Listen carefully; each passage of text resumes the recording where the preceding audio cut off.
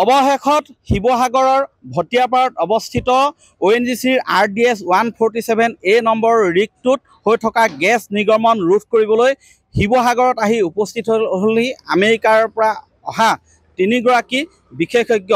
এই 3জনীয়া বিশেষজ্ঞৰ দলটোৱে গেছ নিৰ্গমন ৰোধ কৰিবলৈ প্ৰচেষ্টা চলাব।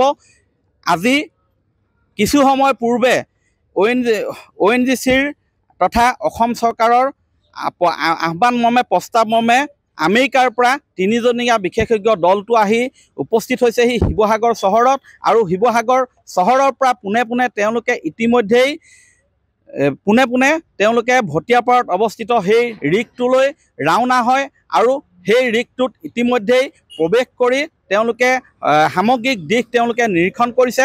হয়তো মূল কাম ৰিগ নিয়ন্ত্ৰণৰ মূল কাম কাইলৈ কৰিব, কিন্তু আজি ONGCৰ এই যিটো ৰিগ আছে সেই ৰিগটোত বৰ্তমান তাত উপস্থিত থকা আন অসম তথা বহিৰাজ্য যিসকল বিশেষজ্ঞৰ দল আহি তাত ইতিপূৰ্বৰ পৰা কাম কৰি আছে তেওঁলোকৰ সৈতে কথা বতৰা পাতিছে, আলোচনা কৰিছে, কৌশল তেওঁলোকে কি পদ্ধতি অৱলম্বন কৰিব সেই বিষয়ে আলোচনা কৰিছে, সামগ্ৰিক দিশ তেওঁলোকে পৰ্যবেক্ষণ কৰিছে।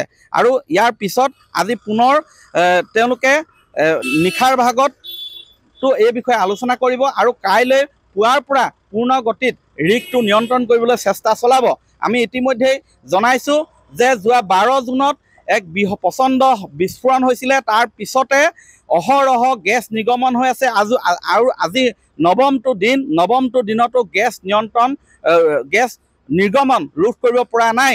ইয়াৰ প্ৰতি লক্ষ্য ৰাখিয়ে বিভিন্ন দল সংগঠন ৰাইজে দাবী উত্থাপন কৰি আহিছিলে। শিৱসাগৰ বিধায়ক অখিল গগৈয়ে দাবী উত্থাপন কৰিছিলে, যিহেতু ONGCয়ে বিশেষজ্ঞৰ দলসমূহে এই ৰিগটো নিয়ন্ত্ৰণলৈ আনিবলৈ সক্ষম হোৱা নাই, গতিকে ৰাছিয়াৰ পৰাই হওক বা আমেৰিকাৰ পৰাই হওক উন্নত দেশৰ পৰা বিশেষজ্ঞৰ দল মাতি আনি গেছ নিৰ্গমন ৰোধ কৰিবলৈ তেওঁলোকে আহ্বান জনাইছিলে। আৰু সেই মৰ্মেই মুখ্যমন্ত্ৰী ডক্টৰ হিমন্ত বিশ্ব শৰ্মায়ো ONGCৰ চেয়াৰমেন অৰুণ কুমাৰ সিঙৰ সৈতে গুৱাহাটীত এক বিশেষ বৈঠকত মিলিত হৈছিলে। আৰু তাৰ পিছতে এই আমেৰিকাৰ পৰা বিশেষজ্ঞৰ দলটো মাতি অনা হয়। আৰু আজি মই পুনৰ কৈছোঁ, আজি বিয়লি এই আমেৰিকাৰ পৰা 3জনীয়া বিশেষজ্ঞৰ দল শিৱসাগৰত উপস্থিত হৈ শিৱসাগৰ চহৰত উপস্থিত হৈ পোনে ৰিগটোত বৰ্তমান ৰাওনা হৈ ইতিমধ্যে ৰিগত প্ৰৱেশ কৰিছে আৰু ৰিগটোত তেওঁলোকে নিৰীক্ষণ কৰিছে কি ধৰণে গেছ নিৰ্গমন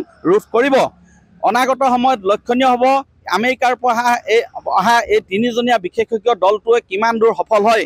কিন্তু সকলোৱে এটাই কামনা কৰিছে, এই 9 দিনে যি জ্বলা যন্ত্ৰণা ভোগ কৰিছে ৰাইজে সেয়া তাৰ পৰা পৰিত্ৰাণ লাগে আৰু গেছ নিৰ্গমন যাতে ৰোধ কৰিবলৈ সক্ষম হয় এই দলটোৱে, সেয়াই বৰ্তমান সকলোৱে কামনা কৰিছে। আপুনি বিচৰা বাতৰি পাব কেৱল নিউজ 18 এপত। নিউজ 18 এপ ডাউনলোড কৰিবলৈ স্কেন কৰক এই QR কোড। গুগল প্লে ষ্টৰতো পাব এই নিউজ 18 এপ।